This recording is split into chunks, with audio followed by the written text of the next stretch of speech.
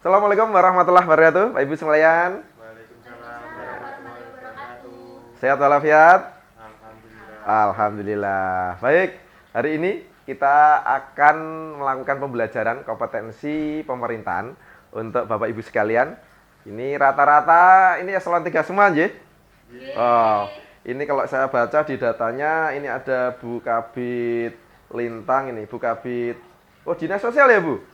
Oh iya, betul. Ada Pak Pras juga, Pak Camat, ada juga ini juga ada teman-teman dari Pak Ardi. Dari mana Pak Ardi? Dinas mana? Satpol. Oh, Satpol PP. Sekretaris? Iya. Ya. Baik, Bapak Ibu sekalian, ada pepatah tak kenal maka tak sayang. Izin saya memperkenalkan diri. Jelas terpampang nama saya Tony Ariwibowo. Saya kelahiran Sragen tahun 76. Kalau kita lihat perjalanan hampir setengah masa kegiatan saya itu habis di wilayah, di kecamatan-kecamatan terus.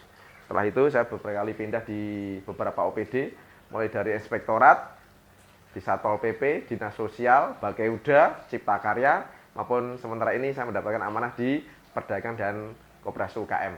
Untuk pendidikan saya sekolah di sekolah Pamang Praja, di Klabim, baik yang 4, 3 maupun yang terakhir kemarin 2011 saya melakukan kegiatan PKN di tahun 2019, PKN 2. Untuk riwayat fungsional saya bagian dari trainer Satpol PP, Kemendagri, asesor juga.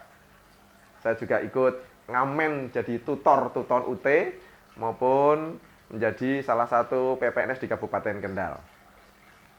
Kita lanjut Bapak Ibu sekalian. Kalau kita bicara, semua harus berdasarkan regulasi. Regulasi hubungan kepentingan kompetensi pemerintahan ini, mulai dari Undang-Undang 28 sampai dengan Undang-Undang 30. Tapi sebagai catatan Bapak Ibu, tolong konsentrasi kita di Undang-Undang 23 2014 maupun petunjuk pelaksanaannya di Permendagri 108 2017. Silahkan masing-masing buka laptopnya, buka file 2 tadi itu. Itu nanti sebagai acuan kita melakukan kegiatan pada pembelajaran hari ini.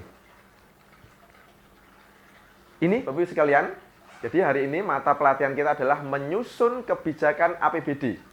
Alokasi kita adalah 3JP. Jadi tujuan pembelajaran kita diharapkan Bapak Ibu sekalian itu kompeten bagaimana dalam pengelolaan keuangan daerah. Dengan melihat indikator keberhasilannya. Kalau Bapak Ibu mampu menyusun KUA, mampu menyusun PPKS, maupun melakukan pengesahan PPKS tadi, berarti ibu-ibu kompeten Bapak Ibu sekalian dalam penyusunan kebijakan APBD ini. Ini Bu, konsepnya Bapak Ibu sekalian yang akan kita lakukan beberapa jam ke depan, konsepnya. Baik, Bapak Ibu, tadi saya minta Bapak Ibu untuk membuka Undang-Undang 23 2014. Tentang apa Bapak Ibu? Pemerintahan daerah. Betul, pemerintahan daerah. Coba kita cek lagi, kira-kira dari undang-undang tersebut yang mengunci sekali lagi masalah kompetensi pemerintahan di mana? Kalau kita lihat di pasal 233. Di situ pegawai ASN harus memenuhi persyaratan kompetensi teknis, manajerial dan sosial kultural. Kalau kita lihat di pasal 23 juga masih tetap 233 di ayat 2. Nah, selain memenuhi kompetensi sebagaimana dimaksud ayat 1, setiap kepala perangkat daerah mutandis pejabat yang menduduki jabatan di bawahnya harus memenuhi kompetensi pemerintahan. Ini. Jadi kalau kita lihat Bapak Ibu sekalian, 7 kompetensi pemerintahan. Nah, ini ada 7. Kalau di undang-undangnya di pasal tidak kelihatan. Coba nanti panjenengan cek di dalam penjelasan. Di situ akan jelas. Di penjelasan pasal 233 akan muncul 7 kompetensi pemerintahan. Mulai dari pertama adalah kebijakan desentralisasi, kedua adalah hubungan pemerintah pusat dan daerah, yang ketiga adalah pemerintahan umum, yang keempat pengelolaan keuangan daerah yang hari ini akan kita bahas bersama. Yang kelima adalah urusan pemerintahan yang menjadi kewenangan daerah. Keenam, hubungan pemerintah daerah dan pusat. Dan terakhir adalah nomor 7, etika pemerintahan. Baik, untuk menyusun kebijakan APBD, Bapak Ibu sekalian, fungsi utama adalah perencanaan APBD. Fungsi dasarnya adalah pertama adalah menganalisa kontribusi terhadap fungsi anggaran. Yang kedua adalah menyusun kebijakan APBD. Ini yang saya kasih warna merah ini nanti akan kita bahas bersama, Bapak Ibu sekalian. Yang kedua, fungsi kedua adalah pelaksanaan APBD. Mulai dari menggali informasi, menyusun dokumen perencanaan untuk pengadaan barang dan jasa, dokumen rencana teknis pengadaan barang sampai dengan mengendalikan kontrak pengadaan. Jadi murni ini kegiatan yang berhubungan dengan ULP, Bapak Ibu sekalian. Baik, Bapak Ibu sekalian, kita lihat peta fungsi kompetensi pemerintahan. Khususnya Bapak Ibu sekalian yang alhamdulillah hari ini sudah menduduki jabatan administrator. Tapi harus kita cek nanti kompetensinya mampu apa tidak berhubungan dengan pemerintahan ini. Jadi fungsi kunci adalah pengelolaan keuangan daerah tadi. Untuk fungsi utama adalah perencanaan APBD dan fungsi dasar adalah menyusun kebijakan APBD. Ya. Tujuan pengembangan kompetensi ini tadi saya sampaikan, harapan kita adalah Bapak Ibu mampu menyusun kebijakan APBD. Tujuan khususnya Bapak Ibu mampu pertama menyusun KUA, yang kedua adalah mampu menyusun PPAS, dan terakhir adalah mampu melakukan pengesahan PPS kepada TAPD. Baik, Bapak Ibu sekalian, ini judul unitnya penyusunan kebijakan APBD. Yang ini nanti akan kita bahas bersama. Jadi ada 3 elemen. Yang pertama adalah menyusun kebijakan umum anggaran tingkat SKPD. Yang kedua adalah menyusun perencanaan plafon anggaran PPAS. Jadi bahasanya biasanya kita mengenalnya PPAS, perencanaan plafon anggaran sementara.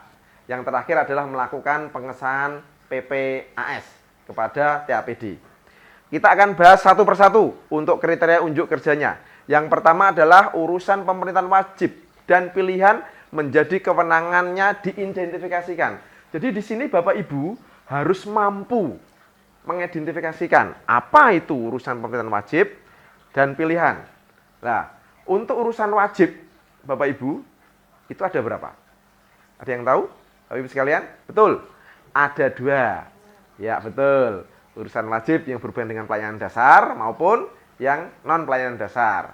Yang berhubungan dengan pelayanan dasar itu ada 6, mulai dari pendidikan, kesehatan, pekerjaan umum, tata ruang, dilanjut perkim, tribun termas, yang terakhir adalah sosial, betul. Untuk yang berhubungan dengan non pelayanan dasar berarti ada 8 urusan tadi itu. Nah, termasuk yang pilihan itu ada 8. Mulai kelautan, pariwisata, pertanian, kehutanan, SDM, perdagangan, perindustrian maupun transmigrasi. Disesuaikan dengan wilayah atau kabupaten kota, termasuk provinsi yang Ibu lakukan kegiatan di sana. Itu kalau kita bicara poin 1. Poin kedua adalah skala prioritas urusan pemerintahan yang menjadi tugas pokok organisasi ditetapkan. Lah, kalau kita bicara skala prioritas, berarti ini harus benar-benar kemampuan Bapak Ibu ini teruji di sana. Jadi skala prioritas itu kita bicara adalah merujuk pada urutan kepentingan atau tingkat prioritas yang diberikan kepada program atau kegiatan dalam anggaran tersebut. Jadi melihatnya di sana. Itu yang perlu panjenengan cermati di sana adalah bagaimana semua pejabat administrator wajib memahami dan tahu skala prioritas.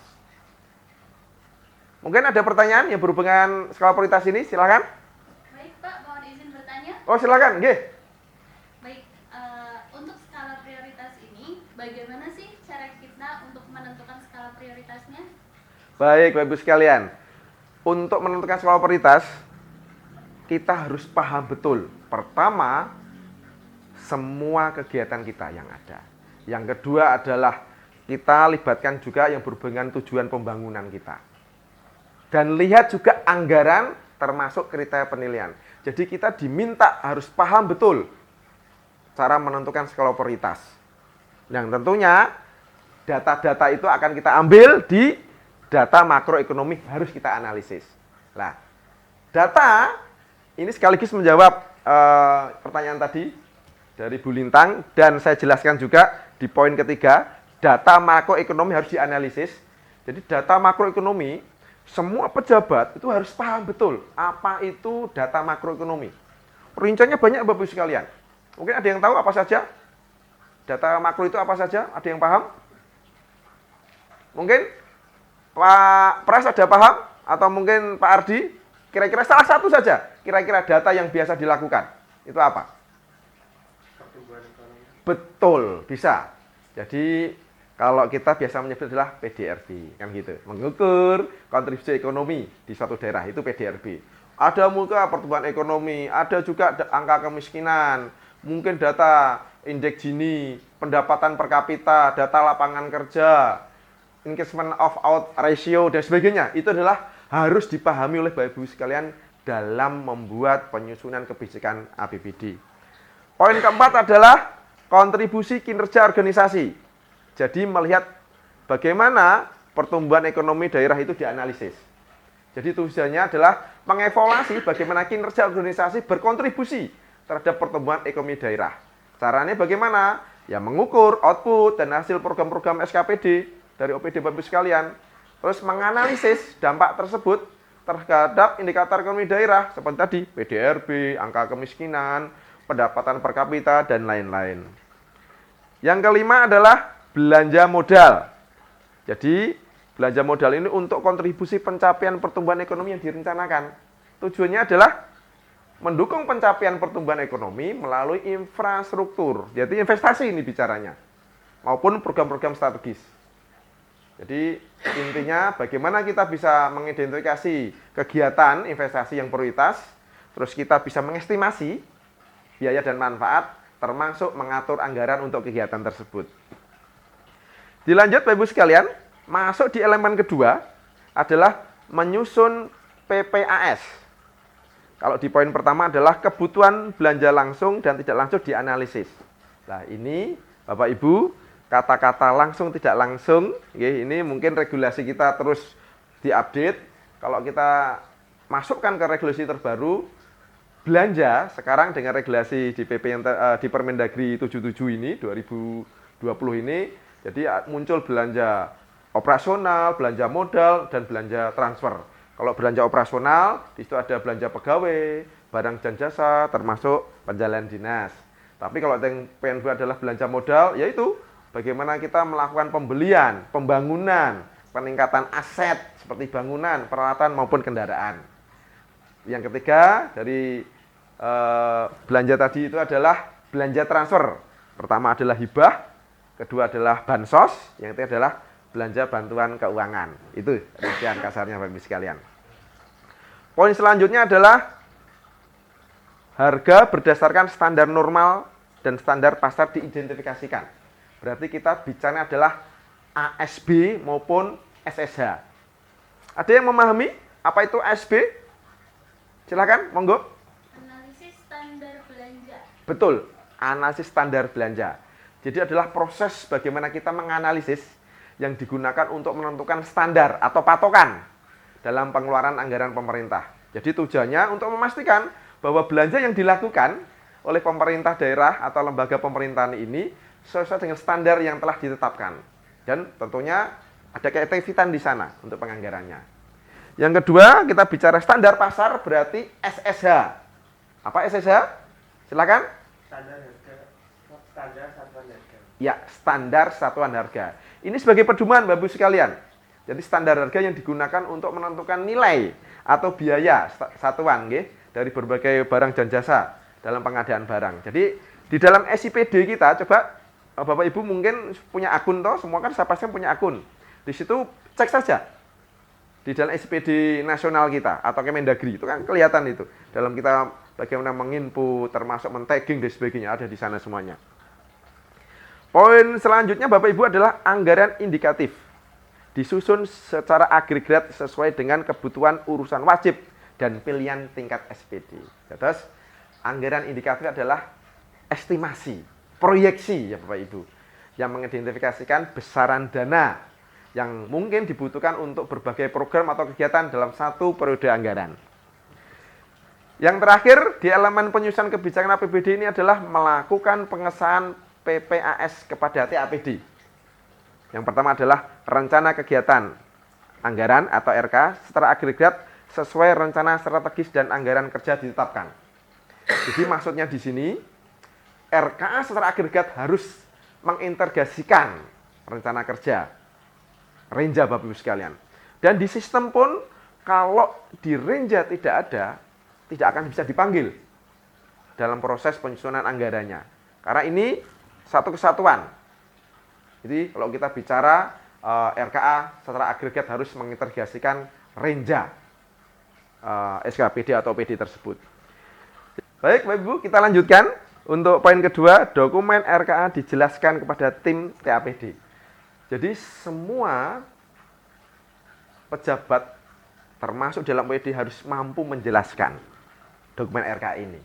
Jadi komponen dokumen RKA, jadi komponen utama pertama adalah ada program kegiatan di situ. Yang kedua ada anggaran, yang ketiga adalah indikator kinerja dan jadwal pelaksanaan. Jadi wajib bisa dijelaskan pada TAPD. Setelah itu diserahkan dokumen tersebut kepada TAPD yang nanti akan ditandatangani oleh semua TAPD tadi itu. Itu Bapak Ibu sekalian, penyusunan kebijakan APBD di 3 elemen di 11 KUK tadi itu.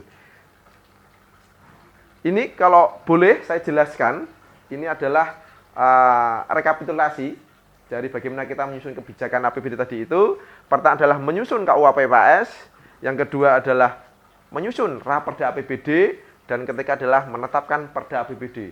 Jadi kalau kita bicara penyusunan kebijakan APBD yang kita bahas hari ini, langkahnya masih panjang. Jadi tatarannya masih di tataran di sini. Masih ada 2 langkah besar yang harus kita lakukan. Dan hari ini untuk lebih mendalami, saya minta Bapak Ibu sekalian, ada tugas yang harus dilaksanakan Bapak Ibu. Silahkan Bapak Ibu membuat rancang bangun pembelajaran untuk kompetensi pengelolaan keuangan daerah dalam hal ini adalah menyusun kebijakan APBD. Silakan bikin rancang bangun, termasuk rancang pembelajarannya. Dan harapan kami ini dilaksanakan tepat waktu. Dan di akhir pembelajaran ini, satu Bapak Ibu sekalian, yuk kita bermain pantun. Di pasar beli sepatu bola, jangan lupa kaos kakinya. ASN kompeten jadi idola. Pekerjaan lancar, senyum ceria. Oke. Yang kedua, di meja kerja ASN tertata rapi. Kopi pagi bikin semangat lebih berarti. Pejabat ASN harus berkompetensi. Kerja profesional kita junjung tinggi. Demikian Bapak Ibu sekalian yang bisa saya sampaikan, kurang lebihan mohon maaf. Saya undur diri, terima kasih. Wassalamualaikum warahmatullahi wabarakatuh.